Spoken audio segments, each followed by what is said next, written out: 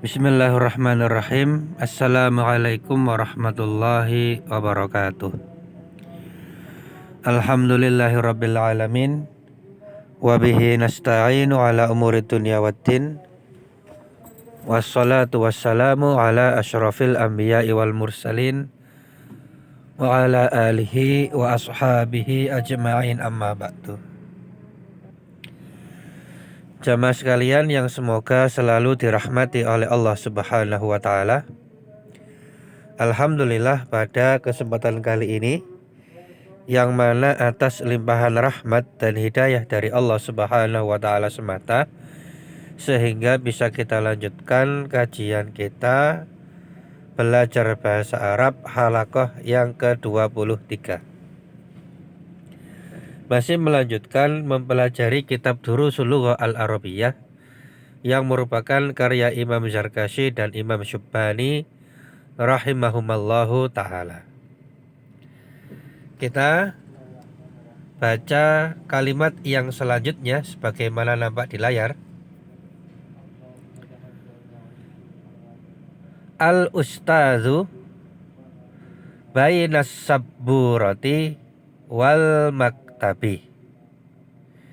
Ustadz tersebut berada di antara papan tulis dan meja. Jadi ada papan tulis dan ada meja. Nah, di tengah-tengahnya ada Pak Ustadz. As-sabburatu bainal ustazi wal haiti. Papan tulis tersebut berada di antara ustaz dan dinding. Jadi ada ustaz dan ada dinding. Di tengah-tengahnya atau di antaranya itu ada papan tulis. Nah, pada kalimat yang telah kita baca, kita menemukan kalimat baru atau kata baru yang termasuk dalam zarfu makanin, yaitu baina. Baina artinya adalah di antara. Dan baina ini termasuk zarf makan, dan zarf makan itu termasuk isim.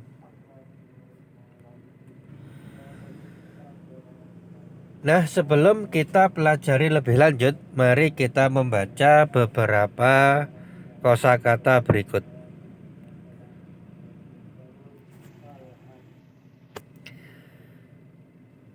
Afwan, kita baca dulu kalimat yang nampak di layar ini, sebagaimana yang tadi tertulis pada buku yang kita baca. Al-ustazu bainas sabburati wal maktabi. Ustadz tersebut berada di antara papan tulis dan meja. Nah, sebagaimana isim-isim yang lain, ketika dia disisipi atau didahului oleh zarf makan, maka harokat yang belakang menjadi kasroh, karena keadaannya dalam keadaan majrur, karena posisinya adalah mudhof ilaihi. Jadi kalau diberi amama menjadi amama sabburati, kalau diberi waro'a menjadi waro'a sabburati. Begitu pula ketika baina, maka menjadi bainas sabburati. Namun yang perlu diperhatikan di sini, setelah kata sabburah papan tulis, ternyata masih ada isim yang lain yang terpisahkan dengan huruf wawu atau huruf atof. Nah, jadi ini kalau dalam nahwu nanti kita bisa membahas tentang bab maktuf dan maktuf alaihi. Jadi as-sabburah papan tulis, dia itu dalam keadaan majrur, harokahnya kasroh. Kemudian ada huruf atof dan ada isim yang lain yang posisinya itu sama dengan sabburah. Karena al-maktabu di sini atau al-maktabi di sini posisinya disejajarkan dengan as-sabburah papan tulis, maka dia juga ikut menjadi kasroh karena sama-sama majrur.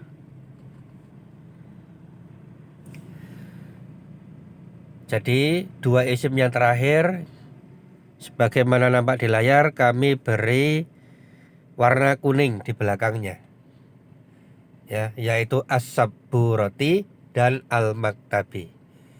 Yang mana kedua-duanya itu sama-sama berharokat kasroh dalam keadaan majrur. Kalau yang as-sabburah kan jelas karena ada baina. Adapun al-maktab itu mengikuti as-sabburah karena posisinya sama dengan as-sabburah dan dia dipisahkan dengan huruf ataf. Nah, jadi di sini nampak jelas kenapa kok kedua huruf yang berwarna atau kedua isim, ya. Kedua isim yang berwarna kuning ini kok kedua-duanya berharokat kasroh.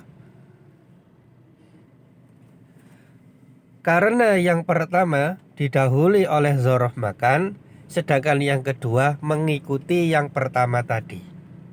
Jadi bacanya al-ustadzu bainas sabburati wal maktabi.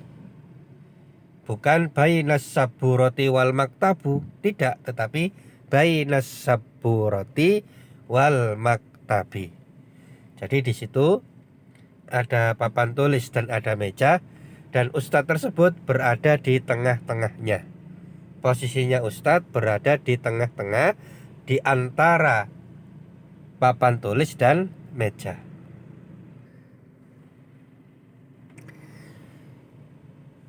Kemudian kita lanjutkan dengan membaca beberapa kosakata atau mufradat berikut yang nanti akan kita sisipi dengan zorof makan baina.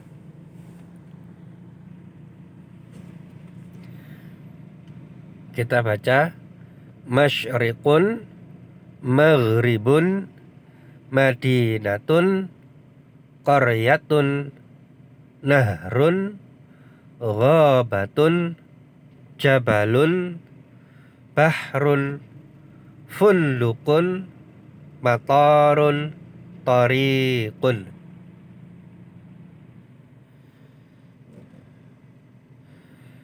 Adapun masyrikun artinya adalah arah timur, maghribun barat, madinatun kota, qaryatun desa, nahrun sungai, ghabatun hutan, jabalun gunung, bahrun laut, funlukun hotel, matarun bandara, ya, bandara tempatnya pesawat terbang itu, tariqun jalan, ya, misalkan jalan proklamasi, jalan Panglima Sudirman, yaitu yang biasanya dilewati oleh banyak orang. Tariqun artinya jalan. Nah, kita gandengkan beberapa isim atau kosakata baru ini dengan huruf ataf yang sudah dan isimnya sudah kita beri alif lam. Ya. Contoh di sini, ya, al-madinatu wal qaryatu. Kota tersebut dan desa tersebut. Nah, di situ ada dua isim sekaligus. Yang tengah-tengahnya ada huruf ataf, huruf wawu. Yang sebelah kanan sebelum didahului zorof makan, dan yang sebelah kiri setelah didahului zorof makan. Al-madinatu wal qaryatu. Kalau diberi zorof makan di depannya maka menjadi bainal madinati wal qaryati. Nah, kedua-duanya sama-sama dalam keadaan majrur, sama-sama berharokat kasroh. Al-jabalu wal bahru. Gunung tersebut dan laut tersebut. Kalau diberi zorof makan baina menjadi bainal jabali wal bahri. Kedua-duanya dalam keadaan majrur dan berharokat kasroh. Al-fulluku wal mataru. Kalau diberi baina maka menjadi bainal fulluqi wal matari. Sekali lagi, dua isim yang belakang sama-sama berharokat kasrah. Nah, sekarang kita akan mencoba membuat kalimat yang sempurna dari apa yang telah kita pelajari. Contoh, al-ghabatu bainal madinati wal qaryati. Hutan tersebut berada di antara kota dan desa. Jadi sebelah sana ada kota, sebelah sini ada desa, di tengah-tengahnya ada hutan. Jadi al-ghabatu hutan, kenapa kok tidak kasrah sekalian? Karena tidak diawali oleh dzaraf makan. Adapun al-Madinah dia didahului oleh dzaraf makan, maka mudhaf ilaihi dan berharokat kasrah. Sedangkan al-qaryah itu mengikuti al-Madinah. Kalimat yang selanjutnya, an-nahru bainal jabali wal bahri. Sungai tersebut berada di antara gunung dan laut. Jadi sebelah sana ada gunung, sebelah satunya ada laut, di tengah-tengahnya ada sungai. Nah, kemudian untuk kalimat selanjutnya, maka di sini yang depan kita beri ataf juga. Jadi yang dhammah 2, yang kasrah 2. At-tariqu wal manaratu. Nah, dua-duanya dhammah nggih. Jalan tersebut dan menara tersebut bainal fulluqi wal matari. Berada di antara hotel dan bandara. Jadi sebelah sana ada hotel, sebelah sana ada bandara, di tengah-tengahnya ada dua hal. Yang pertama ada jalan dan juga ada menara. Nah, jadi dua isim yang pertama yang di depan itu sama-sama dhamma, sedangkan dua isim yang di belakang sama-sama kasroh. Nah, demikian, semoga bisa dipahami. Nah, kemudian selanjutnya mari kita baca sabda Rasulullah Shallallahu Alaihi Wasallam, ya, sebuah hadis muttafaqun alaihi yang disepakati oleh Bukhari Muslim. An Abi Hurairah radhiyallahu anhu annahu sami'an nabiyya sallallahu alaihi wasallam yaqulu. Dari sahabat yang mulia, sahabat Abu Hurairah radhiyallahu taala anhu, ya, bahwasanya beliau mendengar Nabi Muhammad sallallahu alaihi wasallam bersabda, innal abda la yatakallamu bil kalimati ma yatabayyanu fiha yazillu biha ilan nar ab'ada mimma bainal masyriqi wal maghribi. Nah, sebentar saya kasih harokah sebentar, nggih.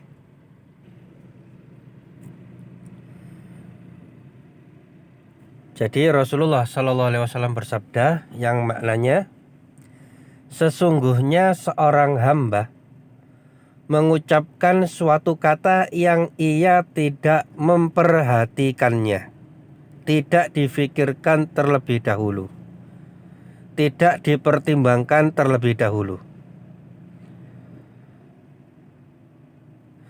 Ternyata karena kalimat yang dia ucapkan itu, dia masuk ke dalam neraka, dilemparkan terperosok ke dalam neraka lebih jauh dari apa-apa yang ada di antara timur dan barat.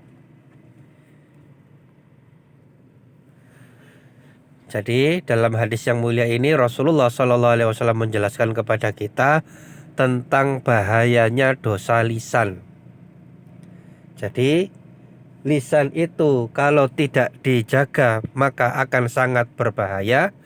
Banyak dosa besar yang timbul dari lisan.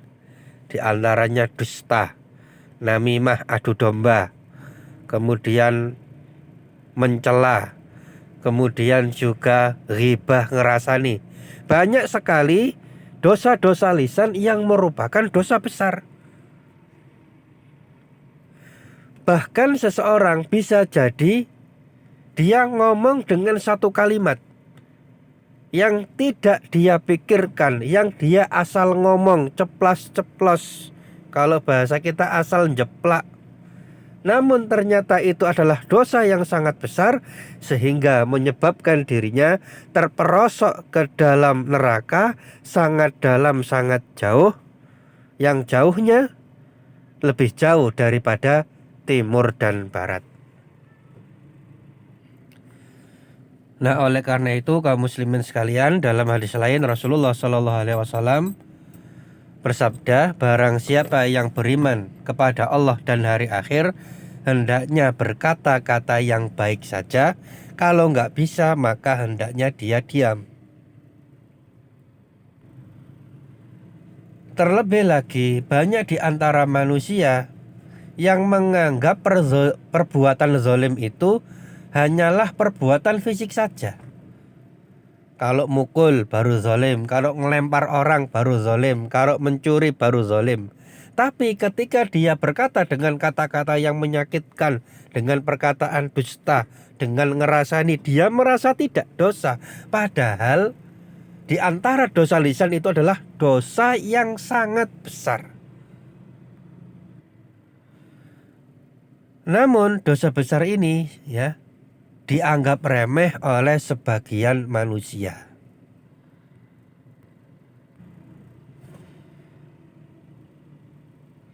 Maka semoga Allah Subhanahu wa taala menjauhkan kita semuanya dari dosa-dosa lisan.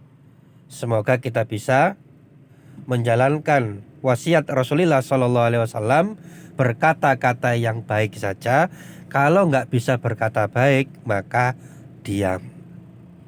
Nah, adapun pada hadis yang mulia ini kita temukan ya, mimma bainal masyriqi wal maghribi. Nah, di sini kami beri tanda. Ya, mohon maaf ini belum ada harokatnya secara lengkap, tapi kalau dibaca mimma bainal masyriqi wal maghribi. Apa-apa yang ada di antara timur dan barat. Jadi tadi kan pada kosakata yang telah kita sebutkan di awal ada masyrikun dan maghribun. Kalau diberi alif lam maka menjadi al-masyriku wal maghribu. Tapi kalau didahului oleh baina maka menjadi bainal masyriqi wal maghribi. Kenapa al-masyriqi? Karena kedahuluan oleh baina. Nah, kenapa kok menjadi al-maghribi bukan al-maghribu? Maka menjadi al-maghribi di kasroh karena mengikuti depannya yaitu masyrik. Ya. Maka kalau al-masyriqi kasroh, maka setelah huruf ataf yaitu al-maghrib juga menjadi kasroh al-maghribi. Nah, demikian yang bisa disampaikan. Barangkali nanti kalau ada yang kurang dipahami silahkan ditanyakan di grup yang ada. Adapun untuk halaqah kali ini kita berikan tugas-tugas seperti biasa ya. Tugas menulis, tugas membaca, dan juga mengerjakan evaluasi halaqah yang ke-23. Nah, nanti insya Allah lebih detailnya akan kita berikan di grup yang ada. Demikian yang dapat mohon dimaafkan, kita tutup. Subhanaka Allahumma wa bihamdika asyhadu an la ilaha illa anta astaghfiruka wa atubu ilaik. Wassalamualaikum warahmatullahi wabarakatuh.